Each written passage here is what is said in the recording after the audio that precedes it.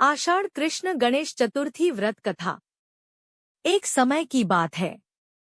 एक निर्धन ब्राह्मण परिवार अत्यंत कठिन जीवन जी रहा था। उन्होंने भगवान श्री गणेश की कृपा पाने के लिए आषाढ़ कृष्ण चतुर्थी का व्रत रखा। पूरे श्रद्धा भाव से गणेश जी की पूजा की, दूर्वा, मोदक और लाल फूल अर्पित किए तथा व्रत कथा सुनी। भगवान श्री गणेश उनकी भक्ति से प्रसन्न हुए और उन्हें दर्शन देकर आशीर्वाद दिया। धीरे धीरे उनके जीवन की सभी बाधाएं दूर होने लगी।